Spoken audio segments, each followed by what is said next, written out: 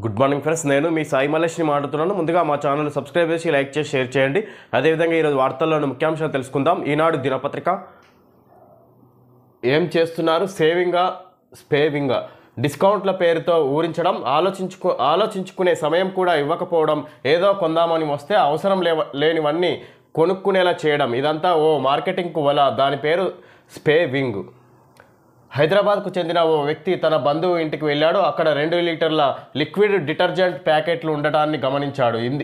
ఇన్ని ఎందుకు కొనారని అడిగితే ఆఫర్లో ఉందని కొన్నారని ఆ బంధువు సమాధానమిచ్చారు. వంటగదిలో పాత్రలు పెట్టుకునే స్టాండ్లు 3 ఉన్నాయి. ఇక్కడ మునుపటి సమాధానమే వచ్చింది. కాసేపటి తర్వాత అతనికి అర్థమైంది ఏమిటంటే తన బంధువుకు షాపింగ్ వ్యసనంగా మారిందని. విధంగా ఇక్కడ ఈ షాపింగ్ వల్ల ఈ విధంగా ఆఫర్లు పెట్టి కస్టమర్లను ఈ విధంగా ఖర్చు పెట్టిస్తున్నారు అన్నట్టుగా చూడవచ్చు. మార్కెటింగ్ ఇది హోల్సేల్ ఈ విధంగా ఇక్కడ షాపింగ్ మాల్ వాళ్ళు ఈ విధంగా ఈ ఆఫర్లు పెట్టి కస్టమర్లను ఆకర్షించే విధంగా చేసి ఈ విధంగా అదనంగా అవసరం లేకుండా కూడా ఖర్చుకు మించి ఈ విధంగా ఆదాయానికి మించి ఖర్చు చేయిస్తున్నాయి షాపింగ్ మాల్స్ అన్నట్టుగా చూడవచ్చు. ఈ విధంగా ఆఫర్లను బట్టి ఈ విధంగా ఎగ్జాంపుల్స్ చూడవచ్చు మనం. విజయవాడకు చెందిన ఓ యువకుడు స్నేహితులతో కలిసి రూమ్ అద్దెకి తీసుకొని ఉంటున్నాడు. రోజువారీ తమకు కావలసిన వస్తువుల కొనుగోలుకు ఓ మార్ట్కి వెళ్ళాడు. అక్కడ 2 కొంటే 1 ఉచితం అనే బోర్డులు ఉండడంతో తనకు కావలసిన వస్తువులను ఎక్కువగా తీసుకున్నాడు. 300 రూపాయలు సరిపోతాయని అనుకుంటే 750 ఖర్చు అయ్యాయి.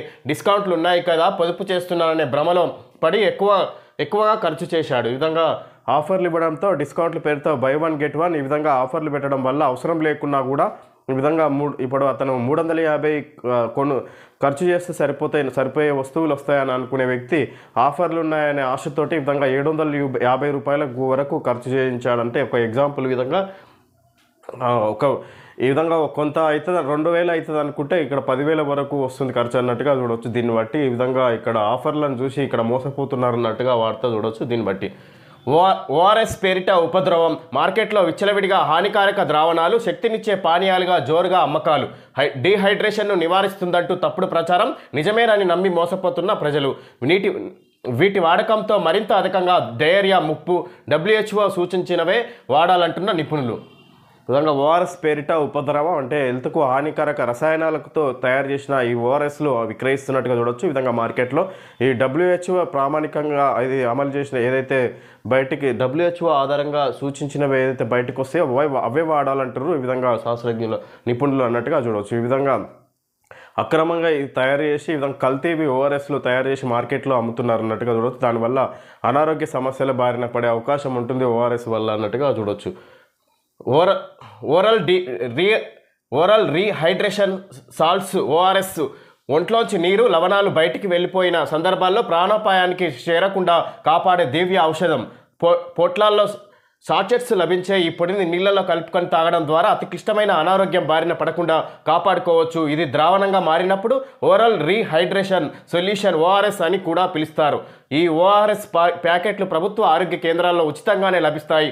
అయితే కొన్ని కంపెనీలు ఓఆర్ఎస్ బ్రాండ్ల పేరిట శక్తినిచ్చేదిగా డీహైడ్రేషన్ను నివారించే పానీయంగా తప్పుడు ప్రచారం చేస్తూ కొంతకాలంగా దగా చేస్తున్నాయి. హానికారక ద్రావణాలను ఆకర్షణీయ టెట్రా ప్యాకెట్లలో నింపి మార్కెట్లో విచ్చలవిడిగా విక్రయిస్తున్నాయి. నిజమే కాబోలునని నమ్మి ఈ విధంగా కస్టమర్లు నిజమే అని చెప్పి మోసపోతున్నారు. వాడిని కొని వినియోగిస్తున్నట్టుగా చూడవచ్చు. ఈ విధంగా ఓఆర్ఎస్ అనేది ప్రభుత్వ ఆసుపత్రుల్లో పొట్లాలలో పొడి రూపంలో దొరుకుతాయి. అదేవిధంగా వాటిని నీటిలో కలుపుకొని తాగితే ఈ విధంగా నీరు అందని పరిస్థితుల్లో ఈ విధంగా ఇక్కడ కొంచెం చితికిల పడ్డ అనారోగ్య సమస్యల వల్ల కొంత చితికిన పడే సమయంలో అవి తీసుకుంటే కొద్దిగా శక్తినిస్తాయన్న భావనతో అవి తీసుకుంటారు. కానీ ఇప్పుడు మార్కెట్లో WHO నిబంధనల ప్రకారం కాకుండా ఈ విధంగా కల్తీ ప్యాకెట్లు తయారు చేసి అమ్ముతున్నారు అన్నట్టు చూడవచ్చు. దానివల్ల ఈ విధంగా అనేక రసాయనాల ద్వారా తయారు చేసి ఈ విధంగా మార్కెట్లో విక్రయిస్తున్నారు అన్నట్టుగా చూడవచ్చు. ఈ విధంగా ఓఆర్ఎస్ పేరిట ఇవి వాడకం వల్ల వీటికి ఎన్నో అనారోగ్య సమస్యలు తలెత్తే అవకాశం ఉందన్నట్టుగా చూడవచ్చు. దేశంలో 5 ఏళ్ల పిల్లల్లో మరణాల్లో 13% విరేచనాల వల్లనే సంభవిస్తున్నాయి. డీహైడ్రేషన్ సరైన సమయంలో చికిత్స అందించకపోవడం వల్ల ఈ మరణాలు సంభవిస్తున్నాయని గుర్తించిన WHO డీహైడ్రేషన్కు అత్యంత ప్రాధాన్యం ఇవ్వాలని సూచించింది. శరీరంలో నుంచి కోల్పోయిన లవణాలు నీటిని తిరిగి భర్తీ చేయాలంటే ఓఆర్ఎస్ను తప్పనిసరిగా వినియోగించాలని స్పష్టం చేసింది.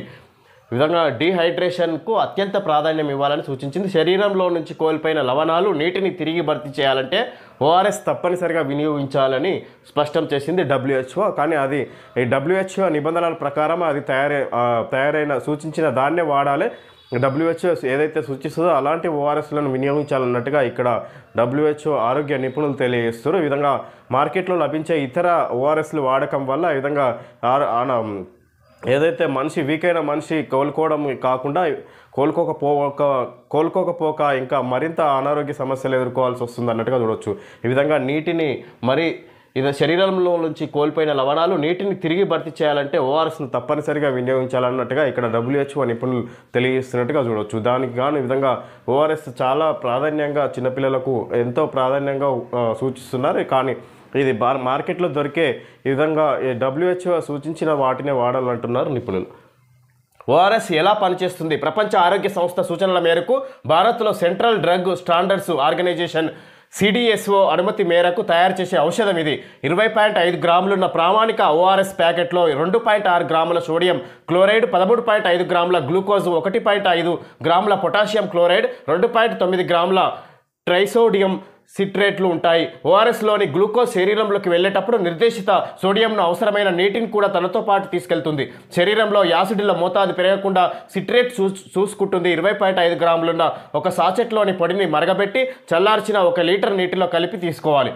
WHO ప్రమాణాల మేరకు ఉన్న ఓఆర్ఎస్ ప్యాకెట్ విధంగా ORS packet oral rehydration salts IP అని ఈ విధంగా ఓఆర్ఎస్ ప్యాకెట్లు ఇది పౌడర్ రూపంలో ఇచ్చారు. ఈ విధంగా ఈ ప్యాకెట్లు ప్రభుత్వ ఆసుపత్రిలో లభిస్తాయి, ఉచితంగా అందజేస్తారన్నట్టుగా ఇక్కడ చూడవచ్చు. ఈ విధంగా వీటిని వాటర్లో కలుపుకొని తాగితే ఈ విధంగా పిల్లలకి కానీ ఈ విధంగా అనారోగ్య సమస్యలు ఉన్న వ్యక్తులు కొద్దిగా కోలుకునే అవకాశం ఉంటుంది అన్నట్టుగా కొద్దిగా యాక్టివ్ అవుతారు. వాటికి తిరిగి కొద్దిగా నీటి శాతం పెరుగుతుంది అన్నట్టుగా WHO నిపుణులు తెలియజేస్తారు.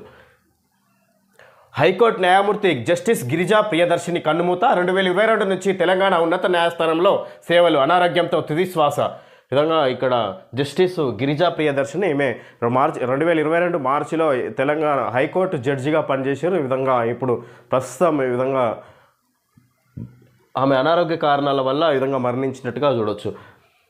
తెలంగాణ హైకోర్టు న్యాయమూర్తి జస్టిస్ గిరిజా ప్రియదర్శిని 59 ఆదివారం కన్నుమూశారు. కొంతకాలంగా అనారోగ్యంతో బాధపడుతున్న ఆమె హైదరాబాద్ గచ్చిబౌలిలోని AIG ఆసుపత్రిలో తుదిశ్వాస విడిచారు. ఆమె మృతిపై న్యాయమూర్తులు, న్యాయవాదులు, హైకోర్టు సిబ్బంది దిగ్భ్రాంతి వ్యక్తం చేశారు. ఆమె అంత్యక్రియలు సోమవారం రాయదుర్గంలోని మహాప్రస్థానంలో జరగనున్నాయని కుటుంబ సభ్యులు తెలిపారు. జస్టిస్ ప్రియదర్శిని విధి నిర్వహణలో నిక్కచ్చిగా ఉండేవారని, కేసులను లోతుగా పరిశీలించి తీర్పులు వెలువరించేవారు పలువురు న్యాయవాదులు గుర్తు చేసుకున్నారు. జిల్లా కోర్టు న్యాయమూర్తిగా పనిచేస్తూ ఉన్నత న్యాయస్థానం న్యాయమూర్తిగా ఎదిగి న్యాయ సేవల రంగంలో ఆమె చేసిన కృషిని ఈ విధంగా ఇక్కడ మామూలుగా జిల్లా కోర్టు న్యాయమూర్తిగా పనిచేసి చివరకు హైకోర్టు జడ్జి వరకు ఉన్నత న్యాయస్థానం వరకు ఎదిగింది అన్నట్టుగా ఆమె పనితీరును ఈ విధంగా ఇప్పుడు ఉన్న న్యాయమూర్తులు గుర్తు చేసుకుంటున్నట్టుగా చూడవచ్చు. ఆమె మరణించిన సందర్భంగా ఈ విధంగా ఈ సోమవారం ఈరోజు హైదరాబాద్లోని గచ్చిబౌలి ప్రాంగణంలో ఇక ఆమె అంత్యక్రియలు జరుగుతాయి అన్నట్టుగా చూడవచ్చు. ఇక్కడ రైతులకు విశిష్ట గుర్తింపు కార్డులు. రాష్ట్రంలో నేటి నుంచి నమోదు కేంద్ర పథకాలకు ఇకపై ఇదే ప్రామాణికం. ఆధార్ తరహాలో రైతులకు 11 అంకెలతో విశిష్ట గుర్తింపు కార్డులు కేటాయించేందుకు కేంద్ర ప్రభుత్వం చేపట్టిన రైతుల నమోదు ఫార్మర్ రిజిస్ట్రీ ప్రాజెక్టు సోమవారం తెలంగాణలో ప్రారంభం కానుంది. మొదటగా వ్యవసాయ శాఖ కార్యాలయాల్లో నమోదుకు అవకాశం కల్పించారు. త్వరలో మీ సేవ కేంద్రాల్లోనూ నమోదు చేసుకోవచ్చు. ఆధార్ సంఖ్యతో అనుసంధానమైన పట్టాదారు పాస్ పుస్తకంలోనే భూ యాజమాన్య వివరాల నమోదు ద్వారా రైతుకు గుర్తింపు కార్డును కేటాయిస్తారు. రైతుల కోసం కేంద్ర ప్రభుత్వం PM కిసాన్ పంటల బీమా మౌలిక సదుపాయాల విధంగా ఏదైతే ఈ కేంద్రం నుంచి రైతుకు ప్రయోజనాలు అందుతాయో అవన్నీ ఈ విధంగా ఈ కార్డు ఉంటేనే అందుతాయి అన్నట్టుగా ఒక నిబంధన తీసుకొచ్చింది కేంద్ర ప్రభుత్వం. ఈ విధంగా ప్రతి రైతుకు ఈ కార్డును అందజేస్తారు. ఈ విధంగా తనకున్న భూమి పట్టాదారు పాస్ పుస్తకం ఆధారంగా అదేవిధంగా ఆధార్ కార్డుకు అనుసంధానం చేస్తూ ఈ ID కార్డును విడుదల చేస్తున్నట్టుగా చూడవచ్చు కేంద్ర ప్రభుత్వం. ఇది రాష్ట్రంలోని నేటి నుంచి నమోదు కేంద్ర పథకాలకు ఇకపై ఇదే ప్రామాణికం. ఏదైతే కేంద్రం పథకాలు ఇస్తుందో రైతులకు సంబంధించి ఈ కార్డు ద్వారానే అవన్నీ వర్తించేలాగా నిబంధనలు తీసుకొస్తున్నట్టుగా చూడవచ్చు. ఈ రోజు నుంచి అప్లికేషన్ చేసుకోవచ్చు అన్నట్టుగా చూడవచ్చు. తర్వాత మీ సేవల ద్వారా కూడా ఈ కార్డును అప్లై చేసుకొని పొందవచ్చు అన్నట్టుగా కూడా చూడవచ్చు. ఇక్కడ ఉద్యోగుల సమస్యలు సత్వరం పరిష్కరించాలి. లేని పక్షంలో జూన్ 9 తర్వాత ప్రత్యక్ష ఆందోళనలు. ఉద్యోగ ఉపాధ్యాయ సంఘాల ఐకాస. ఈ విధంగా ఇక్కడ ఉద్యోగుల సమస్యలు రాష్ట్ర కాంగ్రెస్ పార్టీ అధికారంలోకి వచ్చే ముందు ఈ విధంగా వచ్చిన తర్వాత సీఎం తోటి భేటీ అయినారు ఈ విధంగా ఉద్యోగ సంఘాల నేతలు. అప్పుడు వీళ్ళ సమస్యలన్నీ తెలియజేశారు. ఇక్కడ సీఎం రేవంత్ రెడ్డి తగిన నిర్ణీత సమయంలోనే మీ సమస్యలన్నీ పరిష్కారం అయ్యే విధంగా చర్యలు తీసుకుంటామన్న సీఎం ఇప్పటివరకు కూడా ఎలాంటి ముందడుగు వేయలేదు మా సమస్యలకు అన్నట్టుగా మరొకసారి వీళ్ళు ఉద్యోగ సంఘాల జేఏసీ ఆధ్వర్యంలో ఆందోళన వ్యక్తం చేసినట్టుగా చూడొచ్చు. ఈ విధంగా లేని పక్షంలో జూన్ 9 తర్వాత ప్రత్యక్ష ఆందోళనలు అన్నట్టుగా చెప్పుకొస్తారు ఉపాధ్యాయ ఉద్యోగ సంఘాల నేతలు. ఉలిక్కిపడ్డ ఇజ్రాయెల్ బెన్ గురియన్ విమానాశ్రయాన్ని తాకిన హుతీల బాలిస్టిక్ క్షిపణి. ఈ విధంగా హుతీలకు సంబంధించి ఈ విధంగా బాలిస్టిక్ క్షిపణి ఈ విధంగా ఇజ్రాయెల్పై దాడికి ప్రయత్నించారు. అది ఉలిక్కిపడ్డది ఒకటేసారి. బ్రెజిల్ ఇజ్రాయెల్లోని విమానాశ్రయం ఆవరణలో ఈ విధంగా విమానాశ్రయం దగ్గరలో ఈ విధంగా ఇది పడ్డట్టుగా చూడవచ్చు. ఈ క్షిపణి అక్కడ పలువురికి గాయాలైన ఈ విధంగా ఒక్కసారిగా ఇజ్రాయెల్ అంతా ఉలికిపడింది. ఏం జరిగింది అన్నట్టుగా ఇక్కడ గంట సేపు విమానాలన్నీ రద్దు అయినట్టుగా చూడవచ్చు. ఈ విధంగా సర్వీసులను నిలిపివేసినాయి ఒక గంట పాటు అన్నట్టుగా చూడవచ్చు. ఈ విధంగా ఇక్కడ హుతీల వల్ల ఈ విధంగా హుతీలు మేమే చేసినాం అన్నట్టుగా వాళ్ళు చెప్పుకొచ్చారు. ఈ విధంగా వాళ్ళకు హుతీలకు ఇజ్రాయెల్కు మధ్య ఎప్పటి నుంచో ఈ యుద్ధం కొనసాగుతూ ఉంది. ఈ విధంగా ఇదొక రూపంలో మళ్ళొకసారి దాడికి ప్రయత్నించినట్టుగా చూడవచ్చు. సిక్కులపై 1984 దాడులు తప్పే రాహుల్ గాంధీ ఒప్పుకోలు. సిక్కులపై 1984 దాడులు తప్పే రాహుల్ గాంధీ ఒప్పుకోలు. ఈ విధంగా రాహుల్ గాంధీ ఒప్పుకున్నారు. ఏదైతే కాంగ్రెస్ పార్టీ అప్పుడు ప్రభుత్వంలో ఉన్నదో కేంద్రంలో సిక్కులపై దాడి ఎంతోమందిని చంపేసినారు. ఆ దాడులు మా తప్పే అన్నట్టుగా ఇప్పుడు రాహుల్ గాంధీ ఒప్పుకుంటున్నారు అన్నట్టుగా ఇక్కడ వార్త చూడొచ్చు మనం. కఠినంగా నీట్ ప్రశ్నపత్రం నేడు ఎఫ్సెట్ ఇంజనీరింగ్ కీ విడుదల. నిన్న నీట్ పరీక్ష జరిగిన సందర్భంగా ఆ ప్రశ్నపత్రం అనేది కఠినంగా వచ్చినాయి. అంటే సమాధానాలు అంత ఈజీగా ఫైండ్ అవుట్ చేసే విధంగా లేవు అన్నట్టుగా చూడవచ్చు. ఈ విధంగా ఇక్కడ నీట్ పరీక్ష అంత ఈజీగా పాస్ అయ్యే అవకాశం లేదన్నట్టుగా చూడవచ్చు. ఈ సందర్భం నేడు ఎఫ్సెట్ ఇంజనీరింగ్ కీ విడుదల. పాక్కు మరో జలక్. పాకిస్తాన్ గొంతు ఎండేలా భారత్ మరో నిర్ణయం. బగలిహర్ నుంచి నీళ్లు నిలిపివేత. పంజాబ్ ప్రావిన్స్కు ఇక కష్టమే. భారత నౌకలపై దాయాది దేశం నిషేధం. వాయుసేనతో ఘర్షణ జరగవచ్చన్న పాక్ మంత్రి. విధంగా ఈ సింధు జలాలు ఏదైతే మూసేసినా ఈ విధంగా ఈ పాకిస్తాన్కు మన ఇండియా నుంచి వెళ్తున్న సింధు జలాలు పూర్తిగా బంద్ చేసినది నిర్ణయం తీసుకున్న తర్వాత ఇక్కడ మరొక నిర్ణయం తీసుకుంది పాకిస్తాన్కి సంబంధించి ఇండియా. ఈ విధంగా బగలిహర్ నుంచి నీళ్లు వెళ్ళే అవకాశం ఉంది ఇండియా నుంచే. ఆ నీళ్లను కూడా మూసేసినట్టుగా చూడవచ్చు. ఈ విధంగా ఇక్కడ పాక్కు మరింత కష్టకాలం వచ్చిందన్నట్టుగా ఇక్కడ వార్త చూడవచ్చు. ఈ విధంగా పాకిస్తాన్కు ఇండియాకు యుద్ధం సన్నివేశాలు ముందు ఇంకా పెరుగుతున్నాయి అన్నట్టుగా చూడవచ్చు. ఈ సందర్భంగా పాకిస్తాన్కు అన్ని వైపుల నుంచి దిగ్బంధించడంలో భాగంగా భారత్ మరో నిర్ణయం తీసుకుంది. సింధు నది జలాలను అడ్డుకోవడం ద్వారా ఇప్పటికే పొరుగు దేశాన్ని ఉక్కిరి చేయగా తాజాగా బగలిహర్ జలాశయం నుంచి నీటి సరఫరాను భారత్ నిలిపివేసింది. ఇది జమ్మూలోని రాంబన్లో చినాబ్ నదిపై ఉంది. విద్యుత్ ఉత్పత్తికి ఉద్దేశించిన ప్రాజెక్టు నుంచి నీటిని వదలకపోవడం వల్ల పాక్లోని పంజాబ్ ప్రావిన్స్కు సాగునీరు నీరందడం లేదు. ఉపగ్రహ చిత్రాలు దీనిని ధృవీకరిస్తున్నాయి. జీలం నదిపై ఉన్న కిషన్ గంగా జలాశయం నుంచి కూడా నీటిని పాక్కు వెళ్ళనివ్వకుండా ఈ విధంగా ఏదైతే మన ఇండియా నుంచి పాకిస్తాన్కు ఎన్ని వైపులైతే నీళ్లు వెళ్తున్నాయో అవన్నీ పూర్తిగా బంద్ చేస్తున్నట్టుగా నిర్ణయం తీసుకున్నట్టు చూడవచ్చు. ఈ విధంగా పాకిస్తాన్కు మరింత కష్టకాలం ఏర్పడే అవకాశం ఉంది. ఇప్పటికే సింధు జలాలు మూసేసేది. దాంతోనే పాకిస్తాన్ ఇక్కడ మనుగడ లేకుండా పోతుంది. దీనివల్ల ఇంకా ఇప్పుడు తీసుకున్న నిర్ణయాల వల్ల మరింత కఠినంగా మారే అవకాశం ఉంది పాకిస్తాన్కు అన్నట్టుగా చూడవచ్చు. ఈ సందర్భంగా ఇది సంగతి. మాకిరెడ్డి. ఏపీలో వర్షాలు యంత్రాంగం అప్రమత్తంగా ఉందో లేదో తనిఖీ చేద్దామని వచ్చా. ఈ విధంగా వాతావరణ శాఖకు ఉద్దేశించి ఇచ్చినట్టుగా చూడవచ్చు Makireddy. CMF by Nothing, phone 2 Pro wonderful by design. ఈ best in segment 3 camera system. ఈ కొత్త ఫోన్ మార్కెట్లోకి వచ్చిన సందర్భంగా ఈ విధంగా యాడ్ ఇచ్చినట్టుగా చూడవచ్చు. ఈ విధంగా ఈ CMF బై నథింగ్ అన్నట్టుగా phone 2 Pro wonderful by design అన్నట్టుగా కొత్త కంపెనీ నుంచి ఇది లాంచ్ అయినట్టుగా చూడవచ్చు. Phone designed in London, made in India. ఇది డిజైన్డ్ ఇన్ లండన్లో డిజైన్ చేశారు. ఇది మేడ్ ఇన్ ఇండియా కంపెనీ అన్నట్టుగా చూడవచ్చు. ఓకే ఫ్రెండ్స్, ఈరోజు వార్తల్లోని ముఖ్యాంశాలు తెలుసుకోవడం జరిగింది. Thank you friends.